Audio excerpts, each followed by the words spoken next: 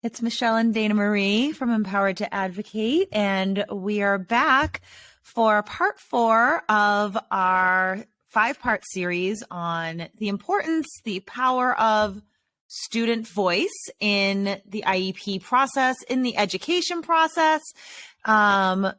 We've already focused on 14 to 22-year-olds and our middle school friends, and today we're going to really think about our friends who are pre-K, kindergarten through 4th grade. So our little friends, which is really exciting. So here we go. Here we go. And I think last time we had talked about, just to kind of get us started, we had talked about how in our conversation about middle schoolers, how that's sometimes the lost grades, those middle school grades, and that we actually do a decent job. So I want to say up front, we typically in our experience have seen that we do a decent job of including younger kids, little kids, in understanding their disability, understanding other people's abilities and disabilities, understanding differences through read alouds, through different characters and books or on shows and things like that. So we have a pretty good baseline, pretty good starting point with little kids, because we do open up those conversations in different ways than we might open up those conversations in like middle school or in high school. So even though today we're talking specifically about how to include them in their special education process and the IEP process, know that we see people all the time, teachers and school teams and parents and caregivers, having conversations with 3-year-olds, 4-year-olds, 5-year-olds about differences, abilities, their own disability, even maybe, as a starting point. And that's a great starting point. So I guess, Michelle, the next thing that I would want to know, and my next question would be, when it does come time, though, for an actual IEP meeting or getting ready, a school team or parents getting ready for an IEP team meeting, how can we include those littlest of students who might not be able to do some of the things that we've given recommendations for our middle school and high school students? So I think it's, we have like 2nd, 3rd, and 4th graders, and then we have preschool, kindergarten, 1st graders, and like 1st and 2nd grade kind of overlap a little bit in this mindset. But a style that works really well for this is almost a very casual, like interview style. And it doesn't have to be all right, Dana Marie, we're going to sit down now and I'm going to ask you a bunch of questions about your IEP. It's more of you see the child during choice time or out on the playground, and you might just ask them like, hey, what do you want to do when you grow up?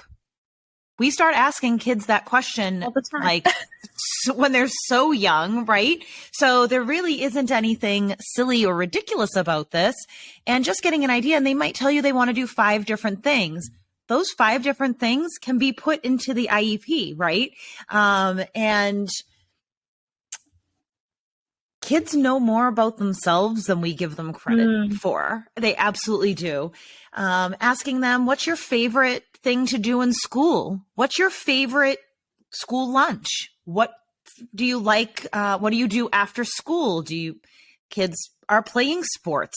Kids are playing musical instruments. They're doing dance class. They're doing swim class. They have favorite TV shows when they're young.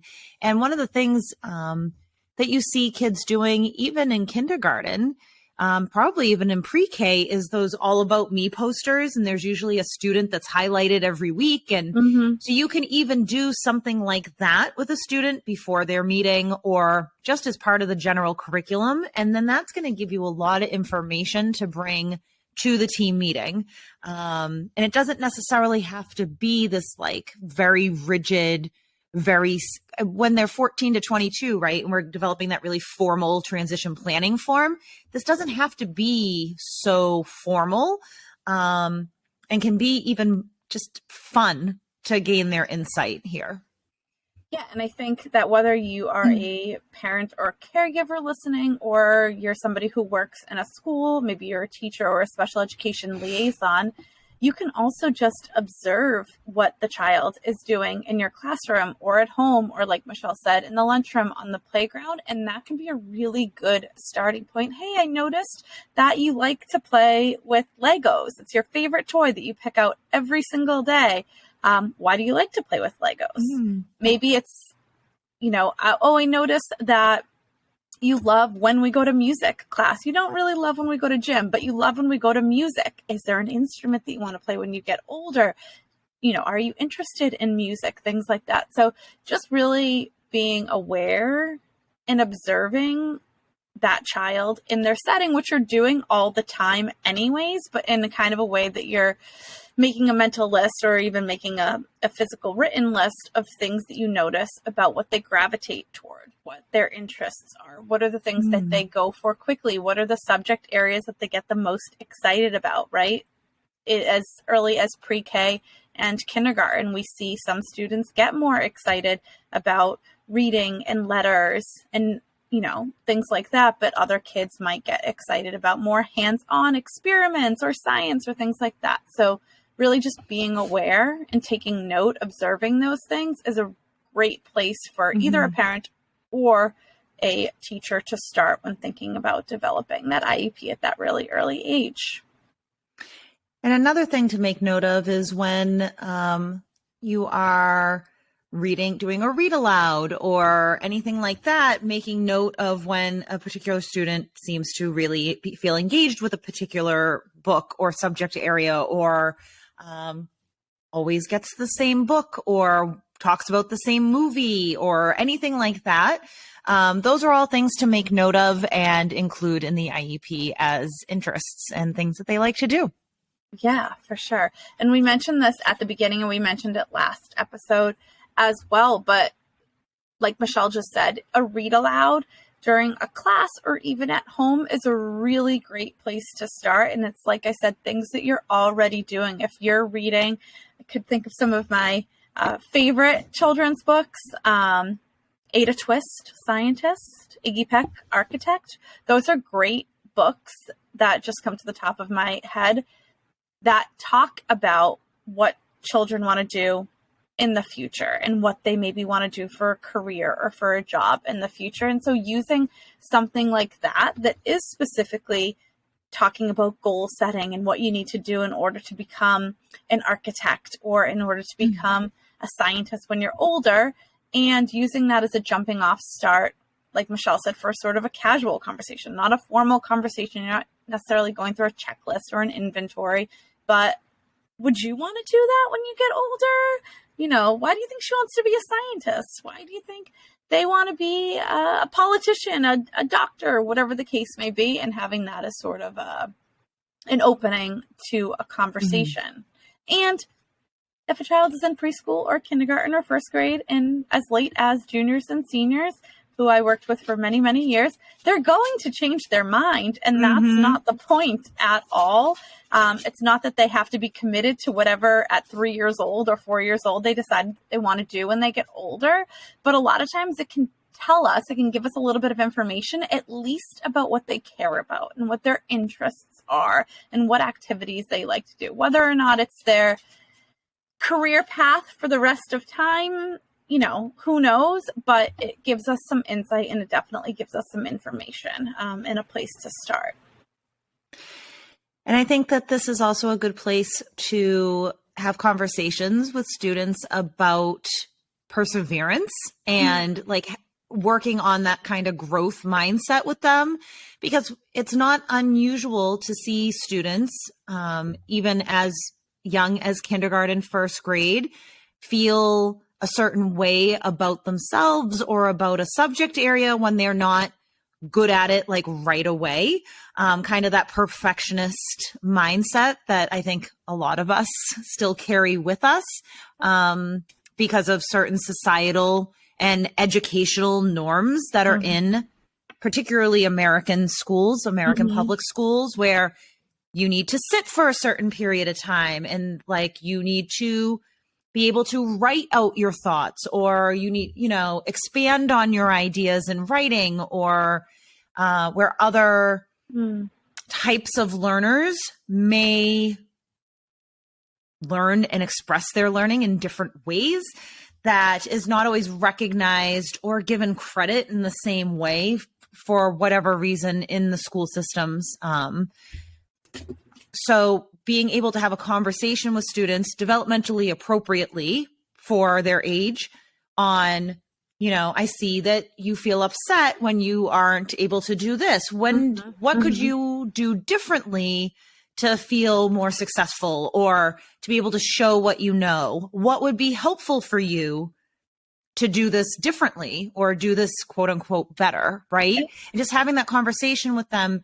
And I think it's actually super important to have this conversation about perseverance and growth mindset with students as young as possible, knowing that there isn't only one way of doing things, that oftentimes there are multiple ways of showing what you know, and having that conversation with them that you just learn in a little bit of a different way. And this is how we're going to work on those skills that maybe are more difficult for you, but we know that you're really good at this.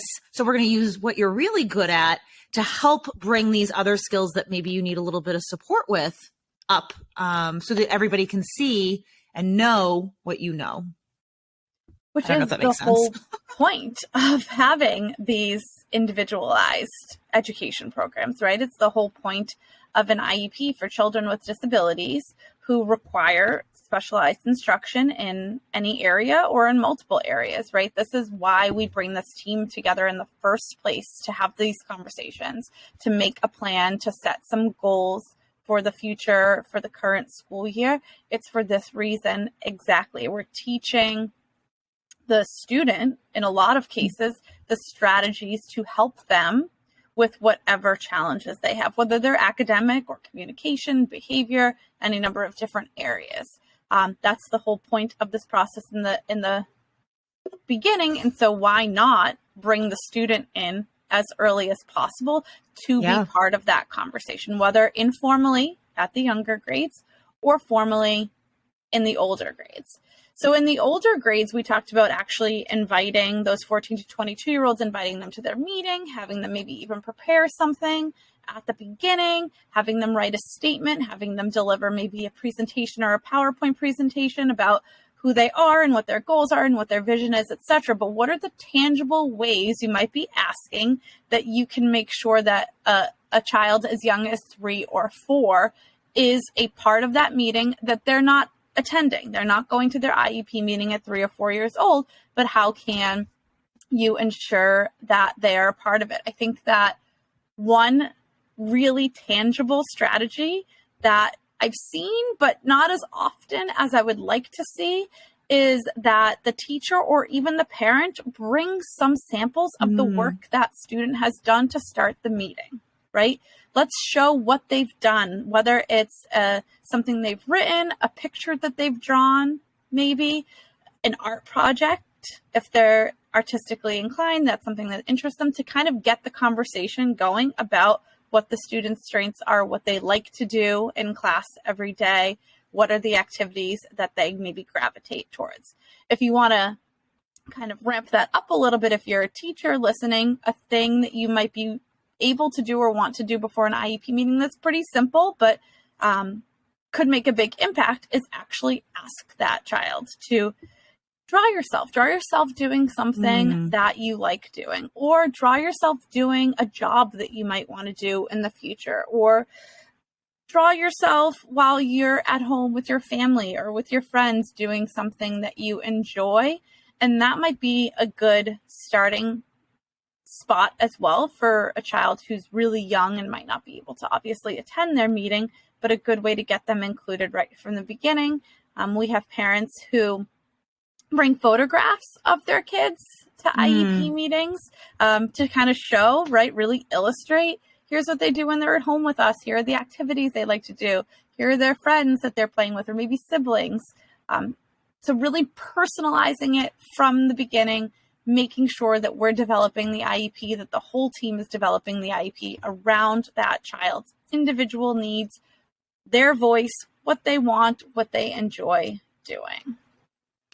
Yeah, I love that idea of having a photograph or a couple of photographs to show, examples, including and also the work samples. I'm even thinking it might be beneficial to do a video recording or an audio recording of the student speaking, talking about what they like to do and how they like to do things, and even to hear from them what they might think that they have some trouble doing, right? Or things that they think are helpful for them. And these are, again, different ways of expressing, like not everything has to be written, right? And I think in the traditional school sense, we're always like, oh, well, if they can't write out their information, then it's, it's not as valid. But being able to express in a variety of different ways are all valid ways of communicating, whatever that looks like for the student. And we'll dig into some of that in part 5 a little bit more. But I think that makes a really good kind of segue into part 5, because when we're thinking about younger students who maybe don't have the literacy skills, the reading and writing skills quite yet, them being able to express in drawings or pointing or whatever are all also valid ways of expressing. And we should be respectful of that way of communicating, right? And like Michelle said, in the next part, which is actually our last part, we talk about students at all ages, from 3 all the way up to 22, who might have difficulty participating in their IEP meeting for any number of different reasons. And like Michelle said, that could be communication, that could be behavioral, that could be any number of different reasons that would make it difficult, social emotional, for a child to be that involved in their meeting and that involved in the process. We have some tips and strategies next week for you to kind of implement for that specific group of students for whom participating may be more of a challenge. And so with that takeaway, let's give folks one takeaway, something that they can do right away with 3 and 4 and 5-year-olds, all the way up to, like we said, maybe 4th graders or so. Michelle, what's one takeaway that we can have people implement kind of right now?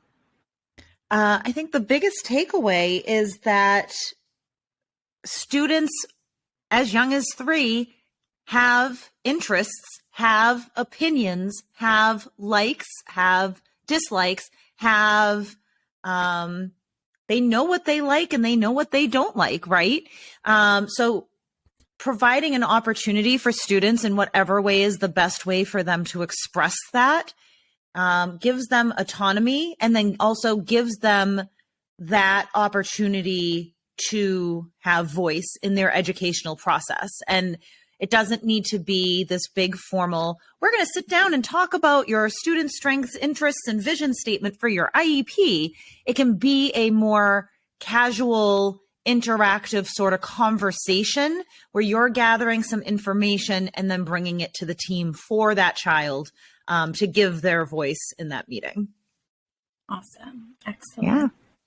Yay. Well, thank you so much, everybody, for joining us up to this point. This was part 4. If you have not, go back and listen to the first 3 parts as well. And we will finish up next week with part 5 of our series on student voice. In the meantime, as always, reach out to us if you have any questions, if you want to schedule a free consultation with us, and find us through email, on Instagram, Facebook, LinkedIn, everywhere. All the places. All the places. We're everywhere. We love hearing from you. So reach out to us, and we look forward to our final conversation in this series next Friday. Thanks, everyone. Yay.